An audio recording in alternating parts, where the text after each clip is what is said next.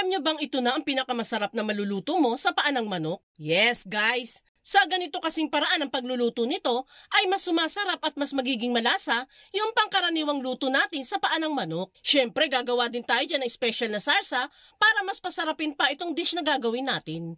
Tara, simulan na agad natin. Dito po ay meron tayong biniling 1 kilo lang ng paa ng manok. Nilinisan na natin yung maigi at tinanggalan na din natin yan ng mga balat-balat na nakakapit dito. Binigyan na din natin yan ng matinding pedicure, guys. Matinding pedicure kasi tanggal pati kuko. Tinanggalan ko na din yan ng mga kalyo-kalyo sa talampakan para sure na talagang malinis. Bali dito sa ating kawali ay maglalagay lang muna tayo dyan ng medyo may kadamihang mantika. Nasa 1 litro po ng mantika ang inilagay natin dyan, guys. Paiinitin lang muna natin yan ng konti at saka ilagay ang mga paa ng manok. Guys, kapag nagprito po kayo nito mga paa ng manok, make sure po na hindi masyadong mainit ang mantika kapag inilagay ang mga paa ng manok. May tendency po kasing bumula ng matindi yung mantika at umapaw sa inyong kawali na pwede maging dahilan ng aksidente sa pagluluto. Kaya habang di pa mainit ang mantika, ay ilalagay na din natin dyan ang mga paa ng manok. Then saka natin yan tatakpan dahil magiging matilamsik po yan habang piniprito natin. Piprituin lang muna natin ang mga paa ng manok hanggang sa maging golden brown na ang lahat ng yan. Babalik na rin din natin yan kapag naprito na yung nasa ilalim na part para syempre maprito din natin lahat ng paa ng manok.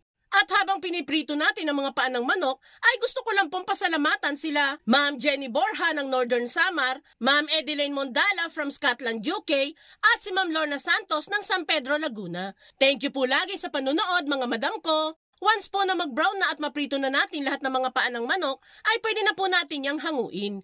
Tingnan nyo naman guys kung gaano ka-crispy itong mga naluto natin. Bali hindi pa yan super lambot guys ha. May katigasan pa yung mga laman at balat niyan. This time ay lulutuin pa ulit natin yan para mas maging malambot itong mga chicken feet. Dito sa ating pressure cooker ay maglalagay lang tayo dyan ng 1.5 liters ng tubig. 2 tablespoon ng soy sauce, 1 tablespoon ng asin, konting paminta, at buo-buong bawang at sibuyas. Halu-haluin lang muna natin yan ng saglit bago ilagay ang mga napritong paa ng manok. Sa mga magsasabi na bakit di na lang diniretsyong pakuluan, bakit kailangan pang iprito?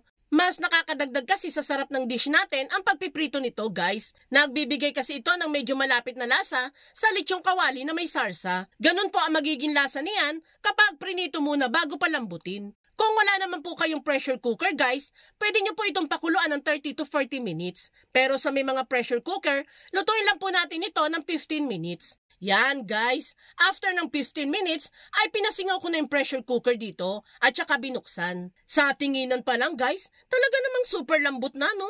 Hanguin na natin ang mga paa ng manok dito at proceed na tayo sa paggawa ng sarsa ng ating chicken feet. Dito guys, di pa nakabukas ang apoy natin ha.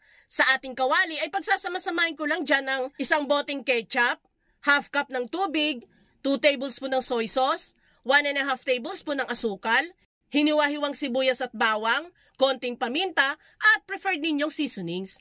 Halo-haloin lang muna natin yan habang di pa nakabukas ang apoy. At kung hanggang ngayon ay nanonood ka pa, it means na interesado ka sa chicken feet recipe na sinishare natin ngayon. At kung sakali pong magugustuhan mo ito, pwede po bang pusuan mo naman ang video natin? At mag-comment ka na din po kung taga saan po kayo para naman ma-shoutout ko po kayo sa mga future videos na gagawin pa natin. Maraming salamat po! At this point ay binuksan na natin ang apoy dyan. Lagay na natin sa high heat ang apoy para mas mapadali na natin ang pagpapakulo nito. At kapag kumukulo na itong sarsa natin, ay pwede na nating ilagay sa medium heat ang apoy.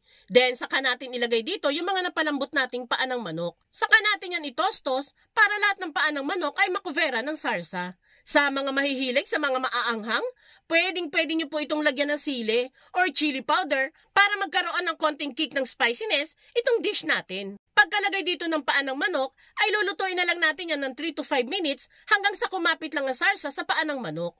And once matapos tayo sa pagluluto, ay ready to serve na itong pinakamasarap na luto sa paa ng manok. Nako guys, di sa pagbubuhat ng bangko, para sa akin ito talaga yung pinakamasarap na pwedeng maluto sa paa ng manok. Kaya kung ako sa inyo, subukan nyo na rin magluto nito.